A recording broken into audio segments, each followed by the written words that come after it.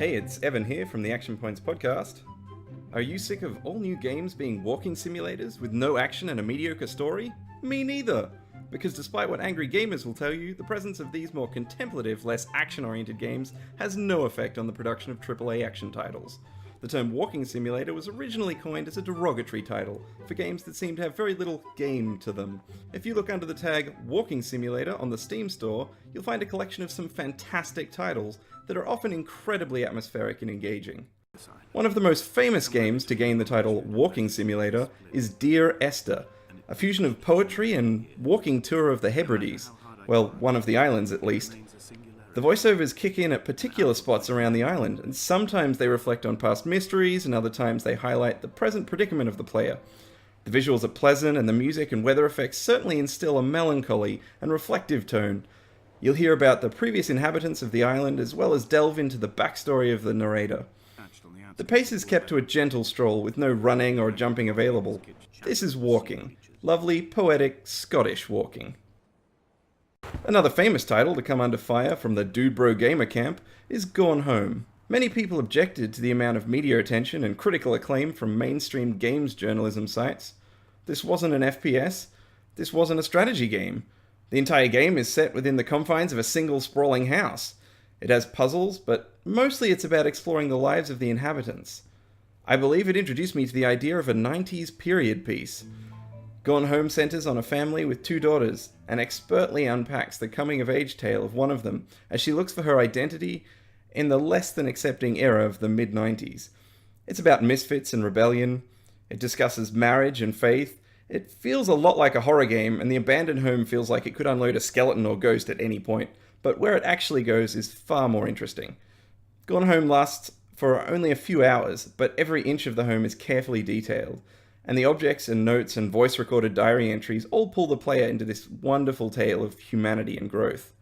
If introspection and humanity aren't what you're after, then might I suggest the excellent Jazzpunk.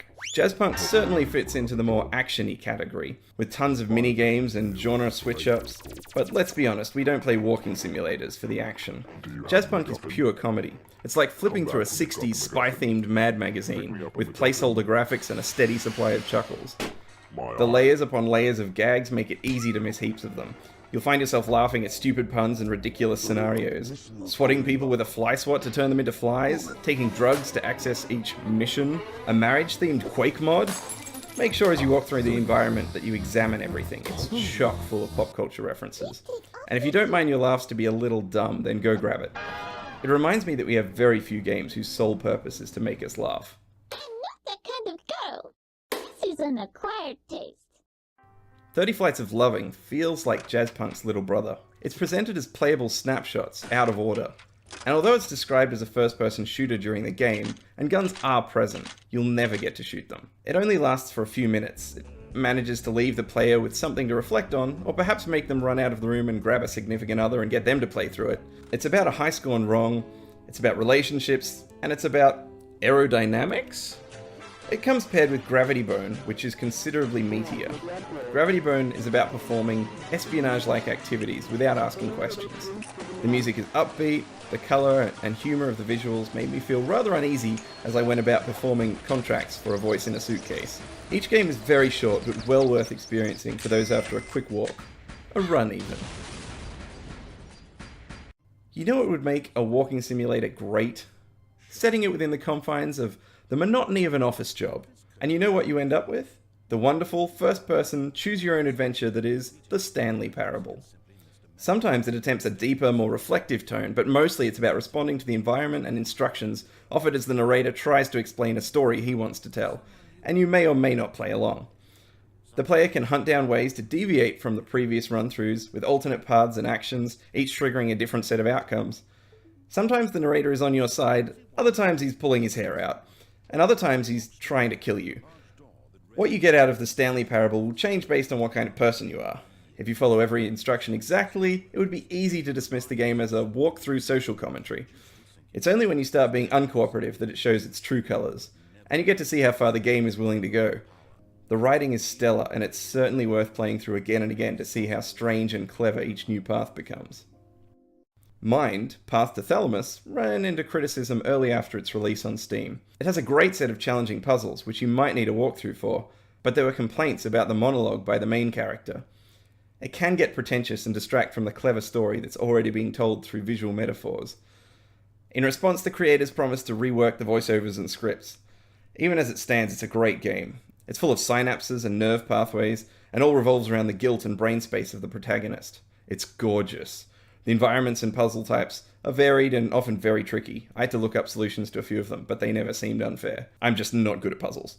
You'll enjoy walking through this world and experiencing the abstract, metaphor-laden environments, and you'll probably spend time just slow panning around each location. It's just very, very pretty.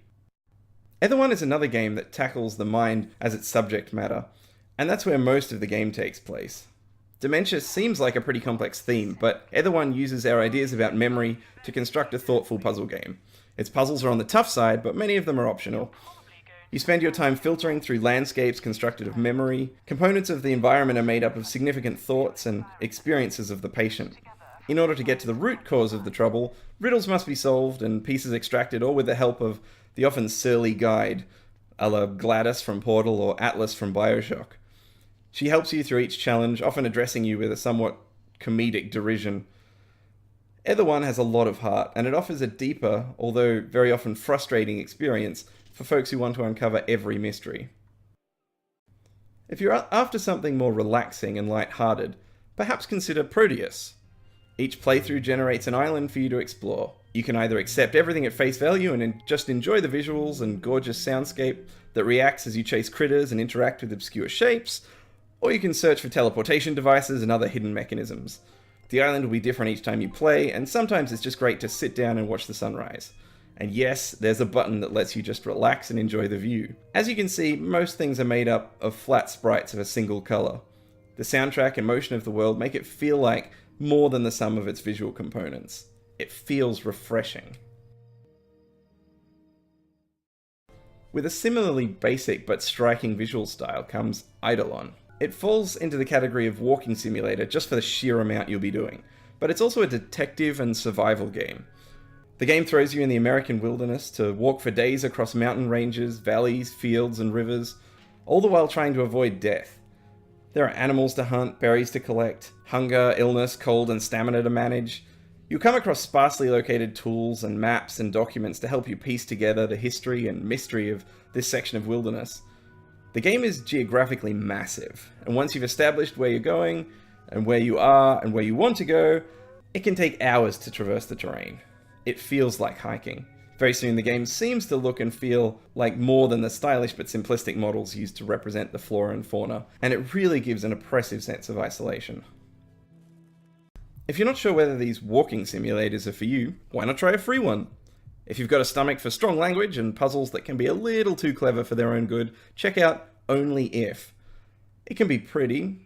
It takes conventions and flips them on their head. It'll even let you hold a gun if that puts you at ease. Behind its anger and confusion, its story is actually an entertaining one. If the first few minutes have you worried that it'll never make sense, then fear not. You'll get a conclusion of sorts. If you're looking for an hour or so to spend in a twisted, puzzle-filled but ultimately linear world, I definitely recommend you check out Only If. And hey, it's free. A recent addition to the genre is The Vanishing of Ethan Carter by a Polish studio called The Astronauts. I've already done a write-up at theactionpointspodcast.com, but to recap, it's a detective game with stunning visuals thanks to a process called photogrammetry, where real-world objects are scanned directly into the game world to generate in-game assets.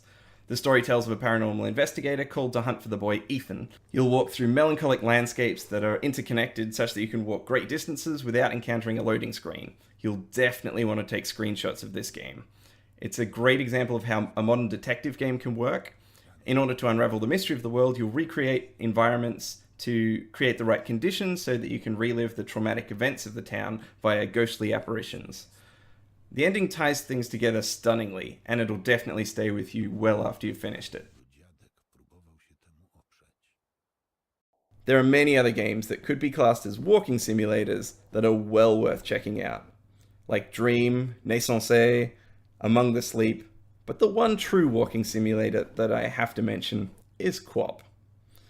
If we're really talking about simulating walking, how can you go past this? Thanks for watching. Let's reclaim the term walking simulator. Not every game needs to be Call of Warface 2015, The Revengeance. Walking simulators can be great if you want to experience a strong story or atmosphere without health bars and boss fights. I hope you enjoyed that roundup, and feel free to mention any favourites of yours I might have missed in the comments. Check us out at theactionpointspodcast.com for more pop culture discussion. See ya!